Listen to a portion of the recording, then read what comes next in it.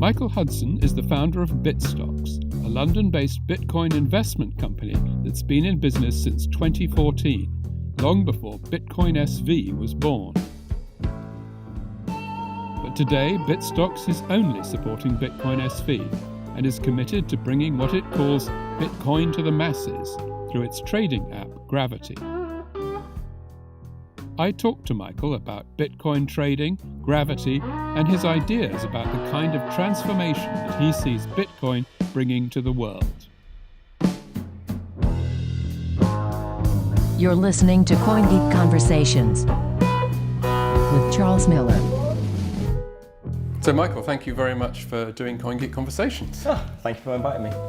Well, now let's talk about BitStocks, your company.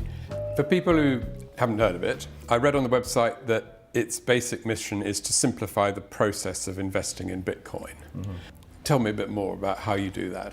So, BitStocks and the advisory desk is what you're referring to, is what we started off with. That was back in April 2014. And the mission really was, back in April 2014, was this is a great new innovative technology. It's got great promise to bring transparency and clarity to our financial systems.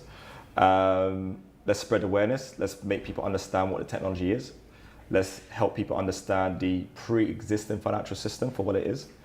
And let's explain to people in a way that everyone can understand, whether you're a hedge fund manager or a warehouse manager, in the same breath of why is this technology important? How does it fit? And then get financial exposure to that technology. And we took care of the whole process as a turnkey solution. So an institution or a rich individual would basically come to you, like they might have gone to a stockbroker in the past or something, and that you would handle everything for them, right? Yeah. In fact, I actually remember our first ever brochure for BitStocks, and we had a old school traditional image of an old stock trading floor, right? And I remember the strap line for that page on the brochure was bringing back that human touch.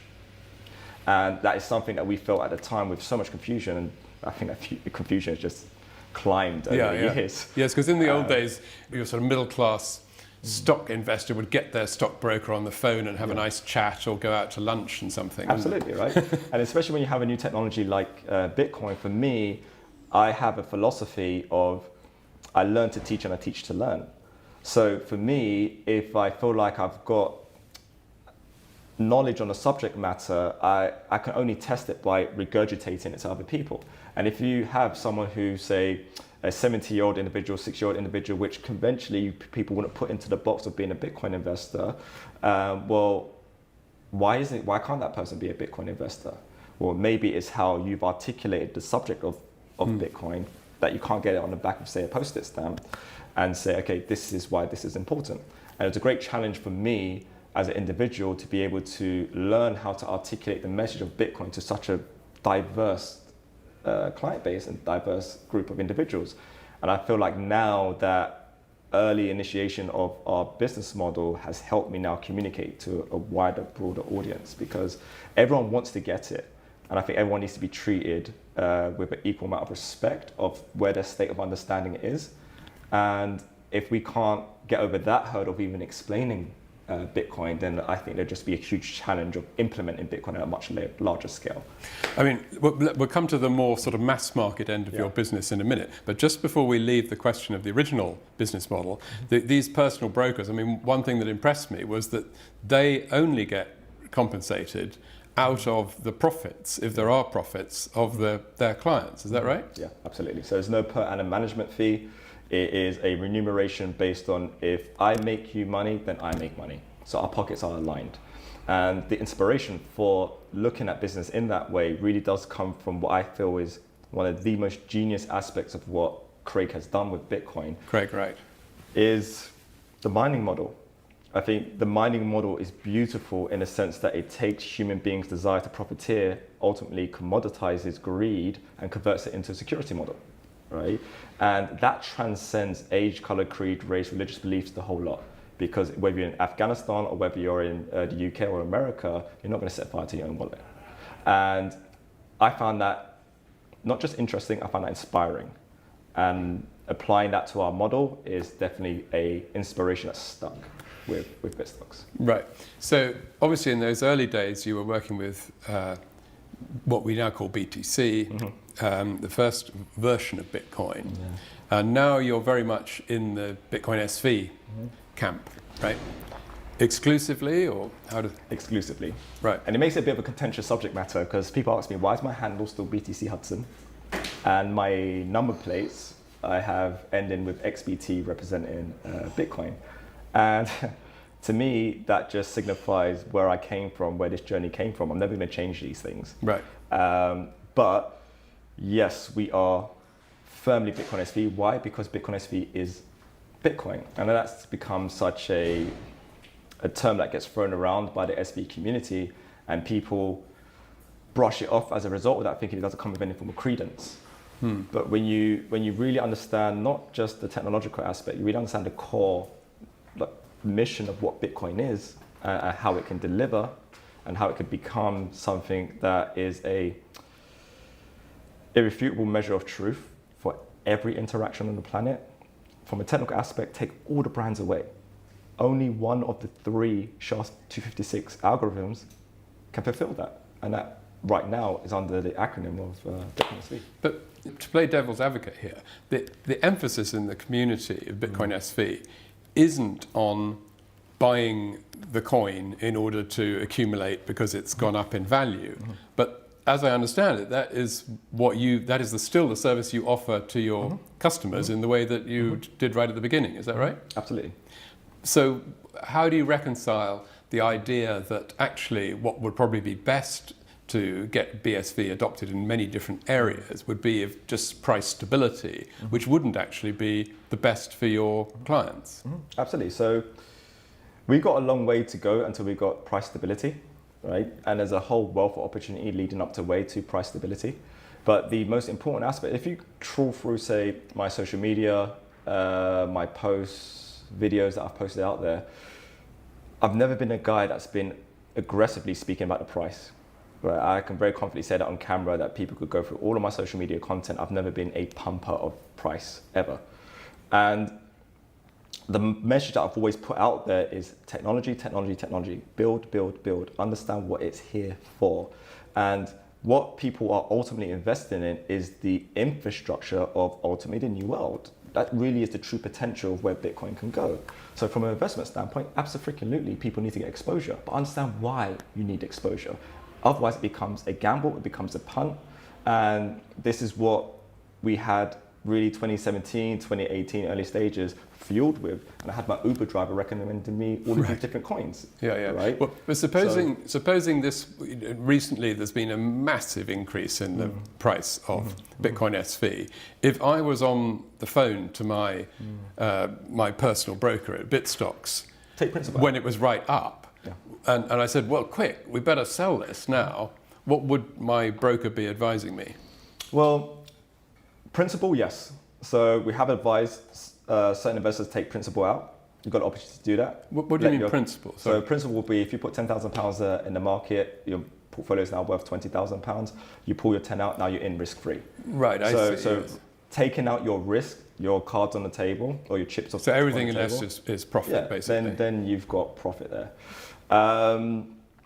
But really and truly a difficult aspect of, especially where we are right now, I guess, if we're going to stay on the subject of price, we're in no man's land. Bitcoin SV has never been here before. We had a reference point of Bitcoin Cash as to where we can go to in terms of price, but we breached that reference point. So now we're in no man's land. The only thing we could look at is Bitcoin, but that's quite a steep mounting. Well, Calvin Ayre, in his post at the beginning of the year on CoinGeek, he's the owner of CoinGeek, as you know, he predicted that the price of Bitcoin SV would be the same as or more than that of BTC by the end of this year. I think that's fair. I think there's definitely a lot of logic behind that. But then, devil's in the details, right? Is Bitcoin coming down to SV, or is SV going up to Bitcoin? Right. It's going to be somewhere a balance of the two. Right. Okay. So, scenario number 2. Supposing I've just signed up with BitStocks, and I've got some money to invest, and I speak to my broker today when the price is right up. Would they be saying, well, hang on, perhaps we'll just wait till it comes down a bit? Yes. Right now, with all the hype and the fact of what I just said, being in no man's land, you'd want to wait until the market resets itself. We get a new real reference of measure. Right. And that really is an important aspect of the service that we provide there. Is a lot of people are very much fueled on emotion. Well, our job is to do good day, bad day, is to stay neutral. Right. And just provide that clarity and understand that it is really to a degree around capital preservation as well. That's the number one rule to invest in, which many people forget about. Preserve capital. Rule number 2 is get return on your capital. But preservation is a really important aspect. And I think 2018, a lot of lessons were learned across the board, even lessons for us were learned as well. So when the price went shooting down. Just very aggressively blew a lot of steam off the market. And this is where having your own compass of discernment and your own voice is really important. Really, really, really important. Which is why we say it quite a lot on our own media channel, that irrespective of what subject matter is that I'm speaking on, I don't care how authoritative I sound when I speak on these subject matters, I should never be taken as 100% authority. That you should take ownership on your own state of understanding and just. But when it comes to the price of Bitcoin or virtually any cryptocurrency, however much of an expert you are, it's pretty much hopeless trying to predict what's going to happen next, isn't it? Yeah. Traditional models are very broken, and that for us at BitStocks really sharpened our appetite to be like, we have to build an ecosystem. We have to do this, cover from end to end, whole ecosystem, to provide a new real standard of conducting business in this space that's legally, lawfully compliant, and it's got sight of attaining that on a global scale. Because I don't want to be associated with the dodgy activity that's happened out there, irrespective of how big the golden carrot may be, what they dangle. Is if you really understand the technology, you know you're shooting yourself in the foot. Even for 100 million being dropped on your table, you are shooting yourself in the foot if you genuinely understand where this is going. I mean, I think in a way, there's a real problem with that OneCoin scandal. I don't know if you came across that podcast the BBC did. It was really interesting. And I think people who don't know anything about the industry at all, they find it hard to distinguish between a sort of risky investment that is legitimate and a complete con scheme. It must be hard for you to draw that line somehow. Yeah, it's not hard to draw the line because I'm quite outspoken. Yeah. But whether people will not take heed to that message, that's a different subject matter. And all we can do is make ourselves heard, but whether or not people follow through on that, at the end of the day, they are in control of their accounts. So if someone says, look, I'm doing it, I want 50,000 because I want to go invest in something elsewhere, it's your money. I'm not stopping you. Right. I can give you my advice if you ask for it and my opinion, but ultimately it's completely up to you what it is that you wish to do with your own funds. And there were a couple of scenarios where some of these scams were really getting quite sophisticated, where we had some of these scenarios play out at BitStocks, and all we can really do is hope that people listen to our advice and follow it through. Some people didn't, and eventually later on they realized they should have, and a lot of people did. Right. So it's difficult when you've got an industry that is so new that anyone who can speak well sounds like a genuine, intelligent authority. And someone that you trust, because you then feel like you've missed something. Yes. The fact that there is all that sort of stuff to be avoided in the industry, at least it gives you as BitStocks a really clear role and a job to do, doesn't it? If everything was squeaky clean, you'd be there would be less work for you. Yeah, no, 100%. And this is why I say, and I maintain, I genuinely believe that our media arm of BitStocks is such an important component, because this is about, our philosophy is 3 E's. Educate, empower, evolve. Educational aspect is why we built and established and continue to build aggressively BitStocks Media. Empower is our gravity ecosystem, our tool of sovereignty to help people achieve financial sovereignty. And the evolve aspect, I haven't really spoken about much, but that's about, okay, what can we do as a company, organization, a collective to entice people to join us on this mission for the betterment of humanity? and to invest in technologies that are in the betterment of humanity. Because I've said and I've maintained quite aggressively that Bitcoin is one component. There are other things required in coordination and combination with Bitcoin that really will have some massive breakthroughs for humanity. And What sort of things do you think? energy, Right. is Everything has to begin with E. Yeah, that's very true. There we go. Let's just go back to your second E, which was empower, and that is in relation to your Gravity app. And I see that it's advertising itself as bringing Bitcoin to the masses. So if I sign up for Gravity, what do I get and what can I do with it? So right now, Gravity is in beta. It's open for UK residents. Very soon, it'll be open towards EU residents as well. Right now with Gravity, you can sign up, get onboarded and funded within 30 minutes of signing up in the UK, and you could be buying Bitcoin SV within 30 minutes. So it's a very quick, easy, admittedly, if I do say so myself, sexy process to be able to get access to Bitcoin Core, Bitcoin Cash, and more importantly, Bitcoin SV.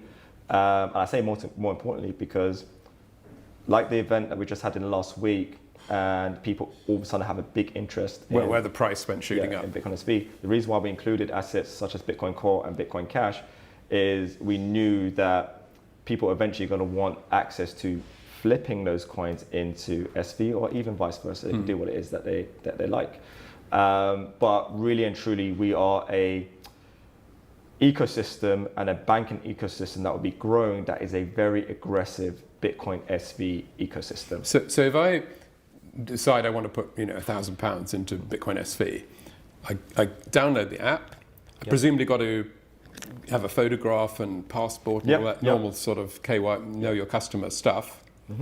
But then very quickly and very easily, I've got my app and I've got my Bitcoin SV if I want that on it. Yeah. Now, what is it in your head that I'm going to do with it? Is it there to be spent or to be exchanged or just to be speculated on? So right now, as to what you can do right now, it is buying and holding the asset, selling the asset. So buying and selling the asset. So it's an investment product. Right now, that is the section that is released. We've got investment section and we've got the introducer section. So that allows you to recommend your friends and get them involved in the ecosystem. And the way we've designed it is you earn 20% of whatever fees are accumulated, and that's indefinite. So we want to really encourage people to spread the word about Gravity, what it is that we're doing. But what fees would I be, as a user, would I be paying? Circa 1% right now. Right, so a lot of great feedback that we've got around our beta of Gravity is how close to spot our pricing has been, especially as a GBP market. So that's a similar thing that if you invested in a Fidelity ISA or something, you'd pay 1% a year or something. Well, that's 1% on the transaction. It's not a per year. So we're not charging you, say, a management fee or holding your asset fee. Oh, I see. We've had safe cold storage solution now for 5 years. Tens of thousands. Right. So I'd pay my 1% in turning my fiat into BSV in the first place, or then spending it on something. Yeah, and on the platform, we're actually not charging for custody.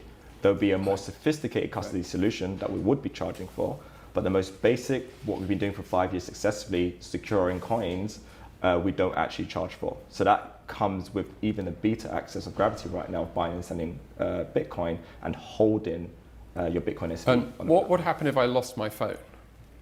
What kind of recovery mechanism would there be?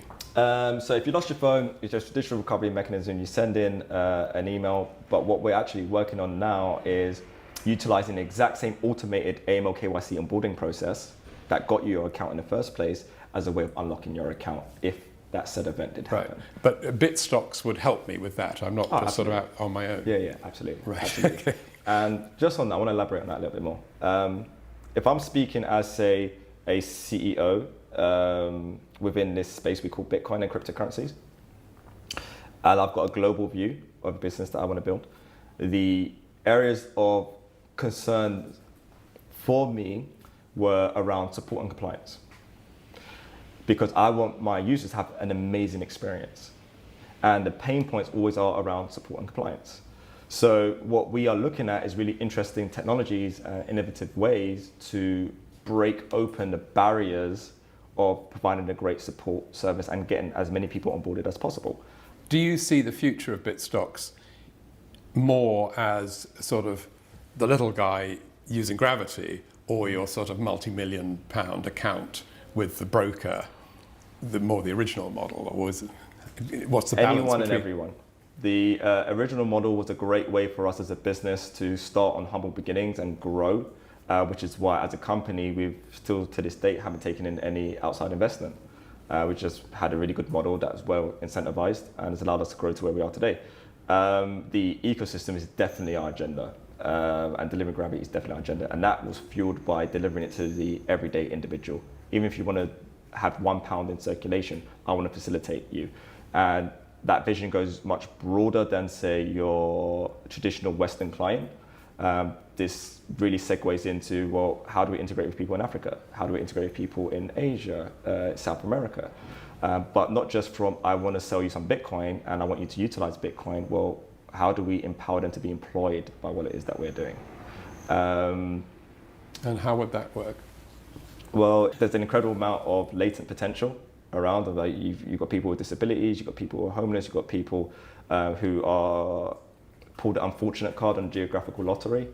But in terms of intellectual capacity, there's nothing separating. Right, so there's sort of bits of work that a person can do and earn something, even if their circumstances are pretty bad, really. That's what you're saying? Well, when I say we're building a bank, I don't mean in a traditional sense. I mean, the term of data and money being one thing is become a much more accepted view. I think data is money, money's data, and data is the new currency. Well, that's the promise of Bitcoin, really, isn't it? Right.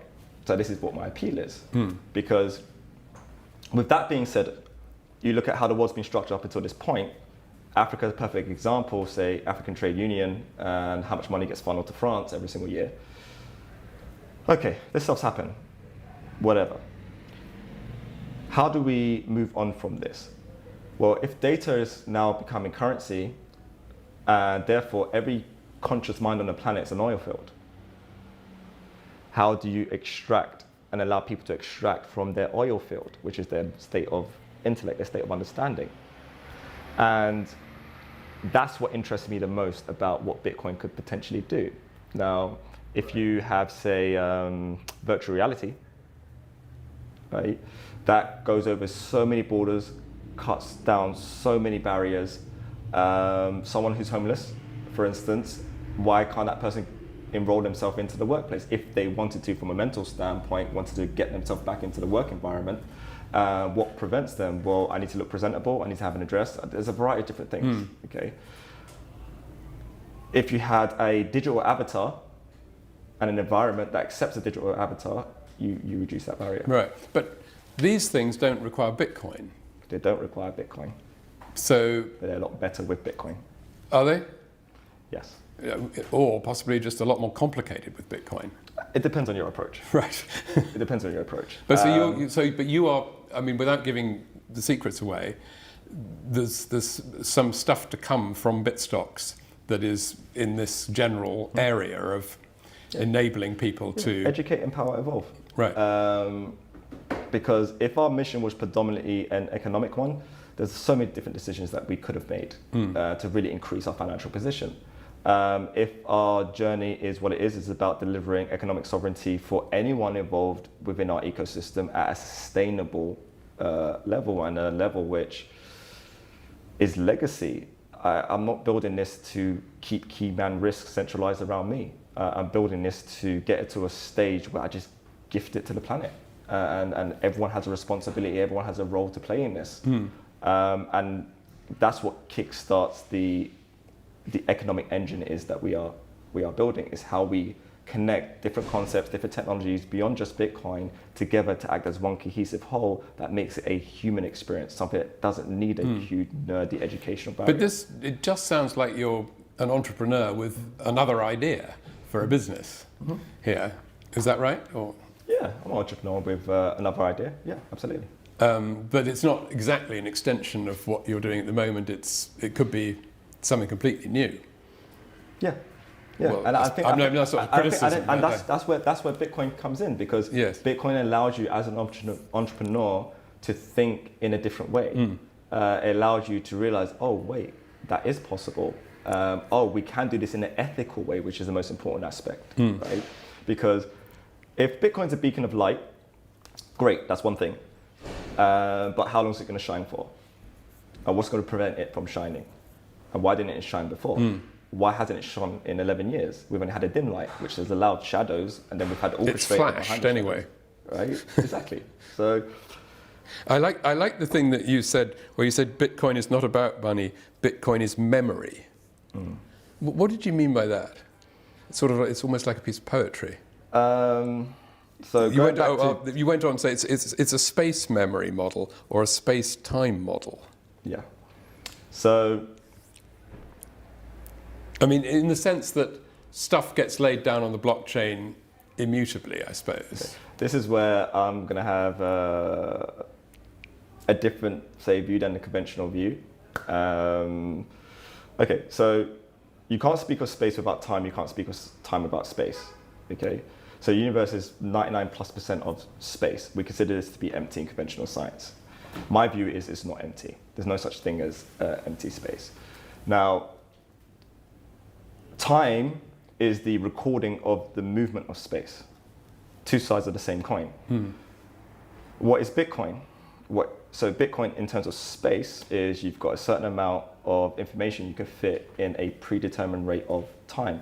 To consider that time a square box. That square box fitting into the block. Yeah, fitting into a block, 10-minute block. Yeah. Now, how much I can fit into that block of time is, in theory, infinite, right? But we as human beings put limitations on that 1 megabyte. So that limits the amount of things or particles you can have moving around. Well, no longer, but yeah. SV doesn't do that, right? Right. It's about density, density, density, density. Now I've got so much density inside the same box of space-time. Well, now I'm going to have activity. Now I'm going to have things sparking, right? Now this communicates with this. There's an ecosystem happening within that space-time window.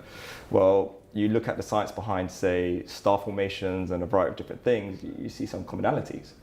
Now, what the blockchain does, what the ledger does, is it records the movement of matter, human-to-human interactions, human-to-machine interactions, machine-to-machine interactions in space. And that has a timestamp assigned to it. It's really genuinely the same model, right? It really is the same model. And what makes it interesting is that if we understand that, and you understand who you are as a biological organism, which is why I love the biological connection within Bitcoin, is right now you are acting as one whole and I'm seeing you as one whole, right? But you are comprised of like 100 trillion atoms, and then at the center of your atoms, you've got a proton. And each one of those protons has an image of your whole, right? But then what is your proton? What animates your proton? How much energy is in your proton, right? So what really animates you, Charles? Where are you extracting that energy from? So these are questions that I believe there are answers to, that I've looked into those answers. Then you've got to think, okay, well, if you're a bunch of cells and you're just spinning, right? So let's say 7,000 RPM, if I could listen to you at the quantum level, I'll hear this noise, right? So how much distance do you reckon is in between those different atoms in your body? It's mostly space, isn't it? Absolutely. Yeah. So most of you space. So really then, when you walk from this point to that point, what am I seeing? I am seeing the dematerialization and materialization of Charles, right? If it's run through enough frames per second, I get the illusion of motion. Right. But now bring me back to Bitcoin in this, because how does that? So Bitcoin, and the reason why I was going to the reference of using your body as an example, okay? Well, what materializes and dematerializes you? How do I maintain that you are Charles walking across this floor, right? Because the memory of when you dematerialized and what made you rematerialize was your memory, Charles. Right. And that's part of your cosmic code. Or your memory of seeing it. Yeah, it's your memory. It's your own cosmic memory of yourself. It's how it's how your genetic code knows how to rewrite right. So what itself. you're sort of saying maybe is that Bitcoin has been designed with its blockchain to be a sort of mechanical, a sort of very precise mechanical model of life itself. Yeah, and Craig's the only person who made that connection and said it's a biologically inspired. Now, whether it was to the point with which I see it and where I can see it going, I don't know. Right? I've actually asked Craig. But these we're into the questions. world of sort of mysticism here, really, almost, Absolutely, aren't we are. Now, what makes that powerful is if we look beyond, say, the immediate 10 years of technological innovation, okay? We've got already Elon Musk speaking about things like Neuralink. So having a link to the brain, well, you combine concepts like that with what I'm speaking about on Bitcoin, okay? Right now, I'm processing this whole conversation with my conscious mind. Right? It's about 5% of my computational power. My subconscious mind is really where the info is, right? You're talking but not thinking. Yeah. I can't curate and articulate that. Right. If you can, then super genius. But I can't do that, right? So, but if you had a way of recording that information in a very safe digital black box of space-time, Bitcoin, right?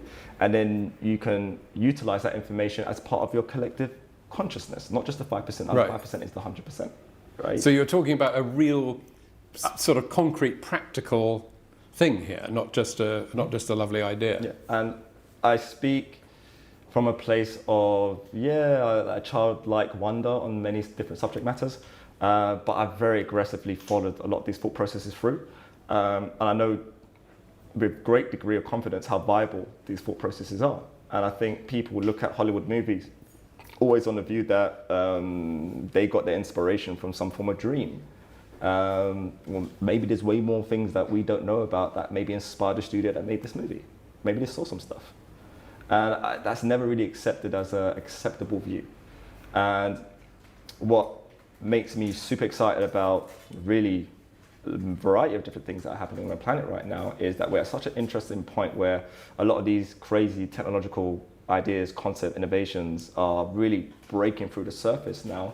And I think there should be people out there who are thinking about combining these things in interesting ways, because I would much rather have an artificial intelligence world with Bitcoin than to have one without Bitcoin. But yeah.